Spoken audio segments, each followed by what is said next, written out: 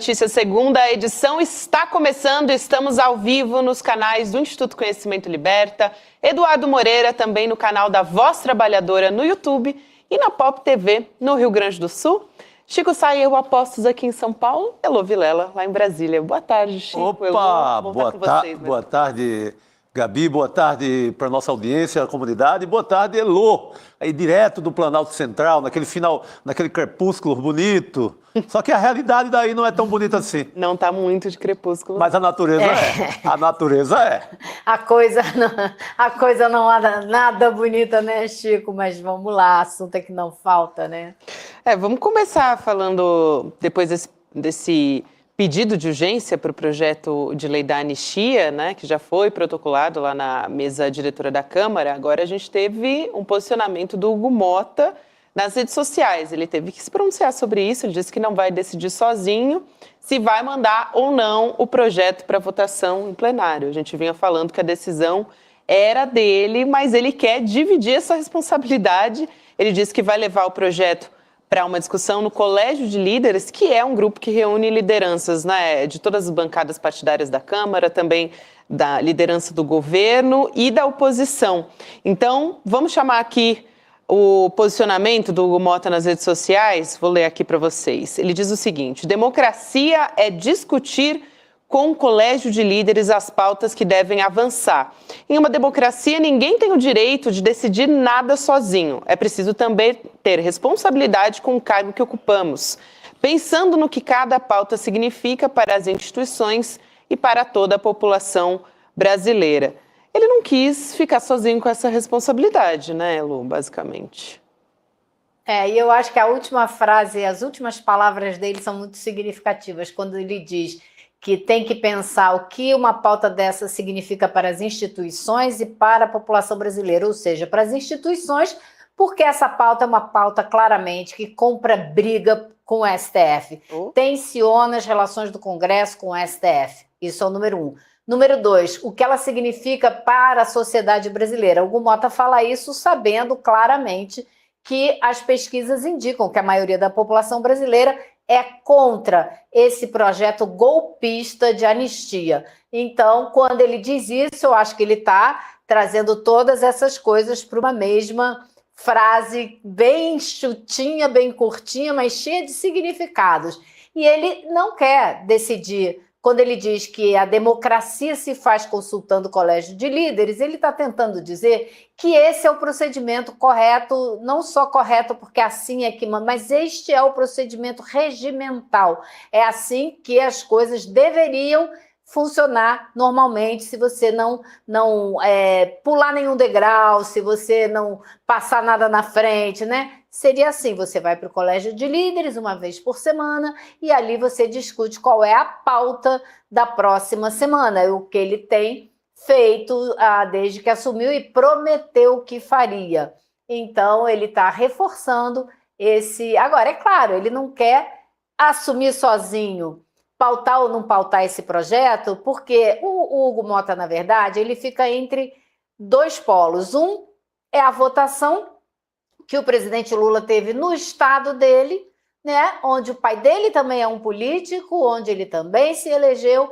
O presidente Lula tem quase 70% de votos no segundo turno da eleição. Então, ele sabe que ele tem lá um eleitorado com o qual ele tem que lidar. E, do outro lado, ele tem a turma do PL, né, e a extrema-direita, que boa parte votou nele para presidente da Câmara e está cobrando compromissos e está pressionando direto, usando mídia social o tempo todo e tal. Agora, o Hugo Motta resolveu fugir um pouco dessa pressão e foi para o exterior com a família, mas está lá, atento, respondendo pelas mídias sociais, né? Não, achei curioso esse fato dele ele não considerou as férias nesse momento. Ele, não, tenho que responder aqui que está começando a pegar mal o meu silêncio. Então, é uma frase meio ensaboada ali, que é o estilo dele, mas para bom entendedor, manda um recado ali, olha, não se afobe não, que nada é para já. Para citar, não sei se ele gosta do Chico Buarque, mas eu gosto. Então, é esse o clima, né? É esse o ritmo que está nessa frase dele, Elô. E você lembrou muito bem, a Paraíba é um estado muito lulista. em matéria de eleitorado, tem quase 70% de eleitores do Lula e o atual presidente ganhou em 91% dos municípios. Então, ele brigaria com o próprio eleitorado dele, no caso. Isso é super importante. Exatamente. Eu acho que essa observação da Elô mostra exatamente a sinuca de bico ali que está o Hugo Motta agora. Aliás, a gente não deve ter a decisão disso tão cedo, só na semana que vem, porque a gente vai ter o feriadão agora, né, que vai pegar a sexta e também a segunda-feira. Então, essa reunião com as lideranças deve acontecer na quinta-feira, que vai ser dia 24 de abril, e também depois do julgamento do Núcleo 2, né, no Supremo Tribunal Federal. Estava pensando nisso, vai pegar as duas... Que isso é importante, para retomar um pouco aquele clima dos golpistas como réus ali atrás do balcão do STF. Foi a primeira turma, aquela turma do Bolsonaro, parece que não há mais golpe, né? Todo mundo esqueceu em 10 dias, 15 dias. Então, é importantíssimo ter no pano de fundo desse filme esse julgamento correndo, que a população terá mais uma chance, via TV Senado, de saber o que realmente aconteceu no 8 de janeiro. A discussão volta a ser pautada no país, e ainda tem núcleo 3, tem outros núcleos que vão ser julgados. Então, de tempos em tempos, essa história vai voltar a ficar mais fresca na memória das pessoas também. Agora, E aí eu acho que isso vai deixar bem claro, é um bom momento para a gente voltar com esse julgamento, porque vai deixar bem claro o quanto que esse projeto de anistia significa, como disse com muita propriedade hoje, num telefonema, o líder do PT, o Lidberg Farias, disse para mim hoje, isso é a continuidade do golpe. Esse projeto de anistia nada mais é do que a tentativa de promover a continuidade do golpe e de, claro, abrir a porta para outros golpes, porque se você não pune esse e cria uma anistia que quem tenta golpe não precisa ser preso, então você abre a porta e vamos vira uma zona e cada um pode fazer o golpe que quiser, né? Então, não tem condição, né? Você libera geral. Libera geral. Aquela história de Bolsonaro inelegível, né, abriria essa possibilidade com o PL da anistia. Totalmente. E tem várias minúcias, né, dentro do PL da anistia que vai abrir um precedente muito, muito perigoso, né, até de anulação de condenação penal, né, civil, eleitoral. Então, a gente tem que colocar uma lupa aí nesse PL da anistia que está passando como... Não, e dizer que tudo que você faz na tentativa do golpe não é crime. Isso. Ou seja, só é crime se você der o golpe. Lógico que se você der o golpe, ninguém vai te prender porque você deu o golpe, não você tem segurou. como, né? Não, aí não tem Supremo aberto, não tem a gente aqui, não tem ninguém. É de uma cara de pau inacreditável, né? E hoje eu conversei com uma liderança do PL que...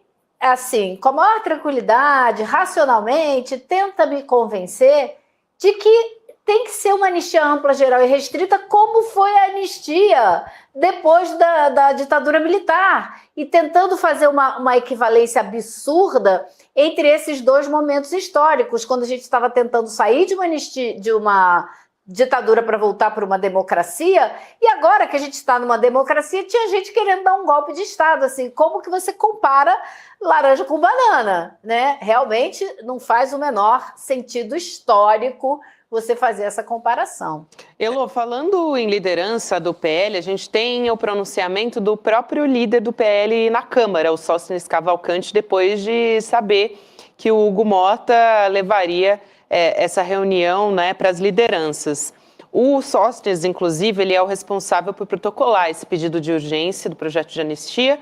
Ele, obviamente, elogiou o Hugo Motta pela anistia porque é positivo para eles. Então, ele publicou nas redes sociais parabéns para o presidente Hugo Motta. A gente vai colocar a imagem aqui na tela. Ele diz: a verdadeira democracia se faz pelo processo legislativo e não por decisões monocráticas de um só. O presidente da Câmara tem atribuições importantes, mas as grandes decisões sempre passam pelo colégio de líderes ou, mais ainda, pela vontade soberana da maioria da casa. No caso do PL da anistia, 264 deputados respaldam a urgência. E aí ele diz: o presidente da Câmara pode muito, mas a maioria dos deputados pode mais, porque a democracia se constrói com respeito à maioria e à vontade no parlamento. Eu achei interessante esse posicionamento, porque o pedido de urgência garante que esse projeto chegue na mesa diretora sem passar por nenhuma comissão também, né? Sim. Então, sem nenhuma discussão, porque a comissão não seria interessante para eles também, porque acabaria atrasando o processo. Então, está ali, né, usando um discurso, palavras, né, pró-democracia, mas, no fim das contas, queria mesmo acelerar a tramitação. Não, e o que eu acho, Gabi, mais importante desse discurso dele aí, porque isso ele publicou isso em cima da postagem do Hugo Mota, como se fosse uma resposta mesmo ao Hugo Mota. E se você olhar com atenção, ele não está elogiando o Hugo Mota, ele está chantageando o Hugo Mota, ele está cobrando o Hugo Mota, dizendo que a maioria em letras garrafais é quem manda, não é ele, o Hugo Mota. Como quem diz agora, a sua obrigação é pautar esta decisão, né? Esse pedido de urgência. É muito mais uma chantagem, uma cobrança, do que um elogio na minha leitura. É uma Não, coisa... é uma malandragem ali, né? Sim. Vai com jeitinho, mas na verdade... Para lembrar quem votou nele, né, Chico Sá, pra e ele eleição, lembra que a né? maioria quem Isso. manda dos deputados, então é um jeitinho meio malandro de ser. Agora, Elô... Essa coisa da maioria é um problema que está incomodando muito o governo, a ponto do governo ter entrado em campo e está tentando fazer uma lista de pessoas que gostariam de tirar seu nome desse apoio ao pedido de urgência.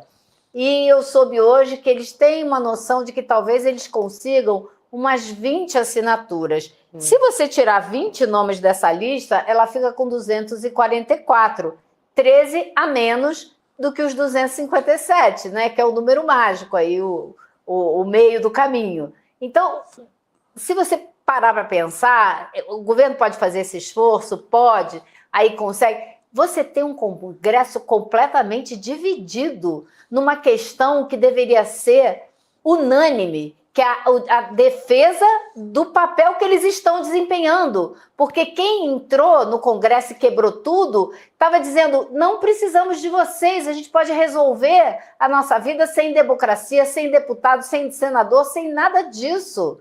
Né? É como disse o Jacques Wagner numa entrevista que ele deu para o jornal Valor Econômico, quando ele diz, se entrassem na sua casa, quebrassem tudo, você queria anistia ou perdão? Entraram em 3 casas, quebraram tudo, e vocês estão pedindo anistia para essas pessoas. Para e pensa no que essa gente está pedindo. Excelente, Elô. Certeiro. Hoje a gente tem no cenário atual 262 assinaturas dos deputados. Aí vamos olhar como é que tramitou, né, esse pedido de urgência que garantiu que o projeto da anistia fosse entregue lá na mesa diretora. Dessas 262 assinaturas, vamos colocar uma lupa aí, porque isso é muito importante. A gente tem 146 deputados federais de partidos que compõem a base do governo Lula. Então, vamos dar uma olhada aqui, né? Desses 12 partidos que assinaram o requerimento, são no total, né, 12 partidos, e 5 são da base governista, então.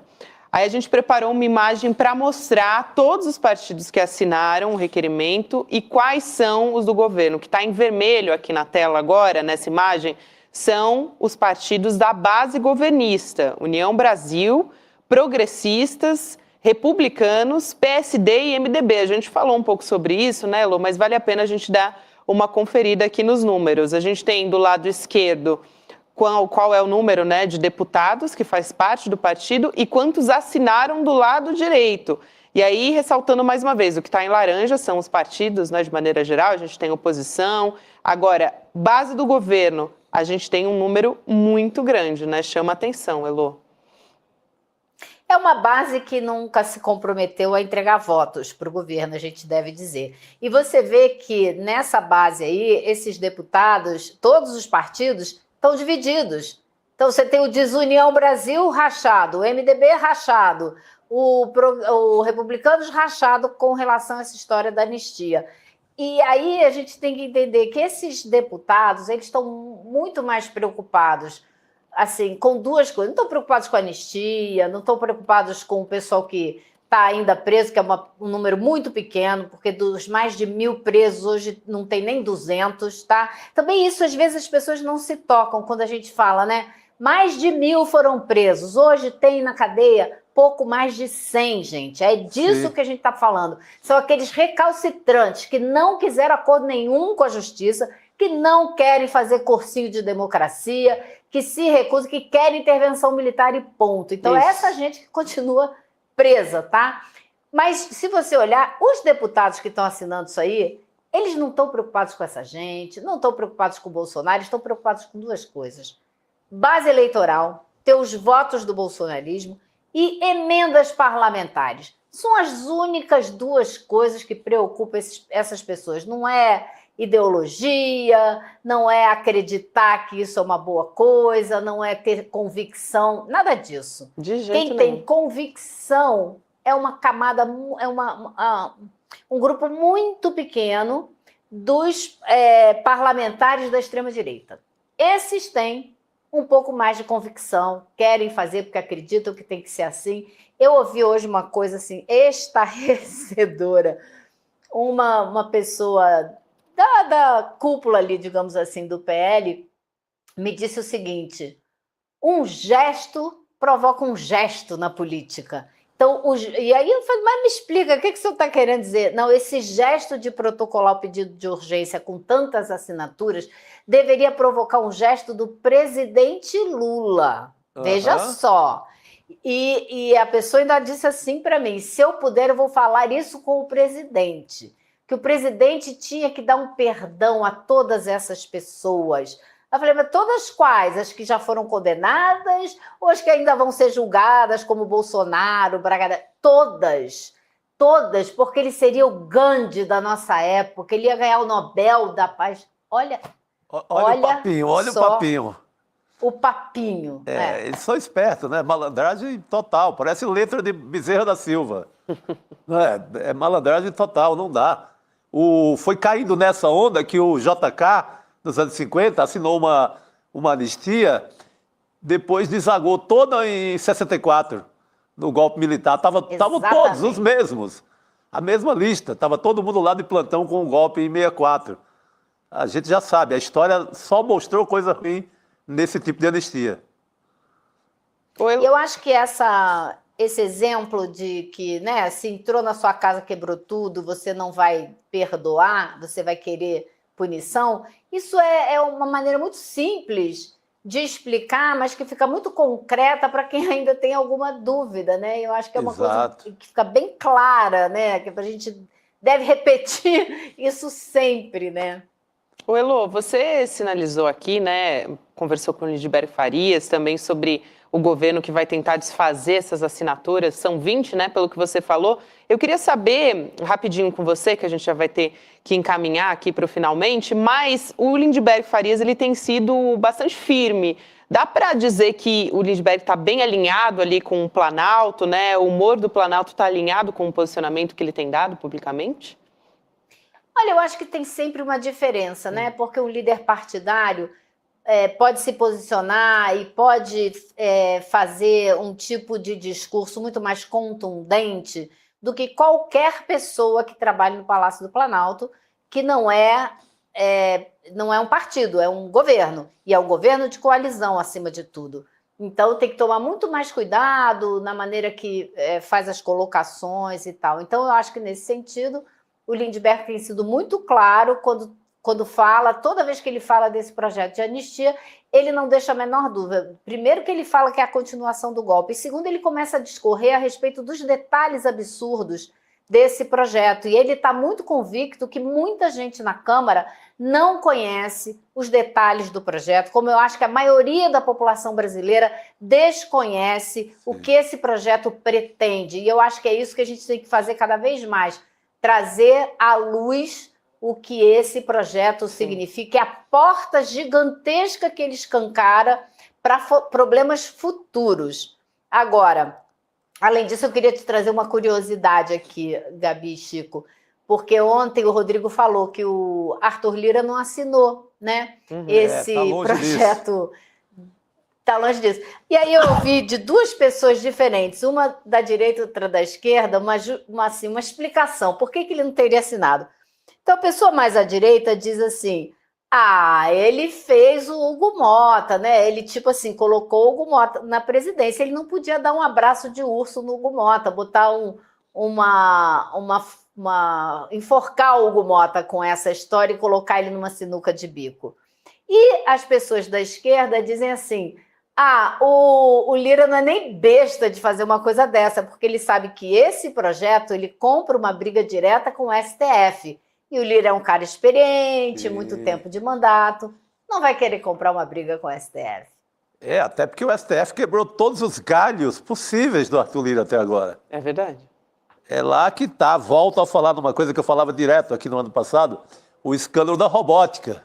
Os robozinhos estão tudo lá guardadinhos, desmontadinhos, embora tenham custado muito para a nação, custado muito para o povo de Alagoas, mas o Gilmar Mendes, ele desmancha esse grande escândalo. O escândalo que tinha caderno, vídeo, placa de carro, a lista dos assessores, gente que conduzia o dinheiro, boy de luxo, era um baita filme, estava tudo lá, do escândalo da robótica. Mas aí, jeitosamente, o STF, com o Gilmar, desmontou cada robozinho, os robozinhos lá estão quietinhos, meu Deus, não sai mais do canto. É bom não mexer com os robozinhos. Mais um desdobramento desse bastidor aí que a Elô traz pra gente, né? Porque realmente não fazia tanto sentido, mas quando você vai olhar os bastidores... Faz todo sentido do mundo. Sentido. Elô, obrigada por hoje. A gente se vê amanhã, querida. Valeu. Até amanhã, pessoal. A gente continua discutindo aqui essa questão da anistia com o Rodrigo Viana.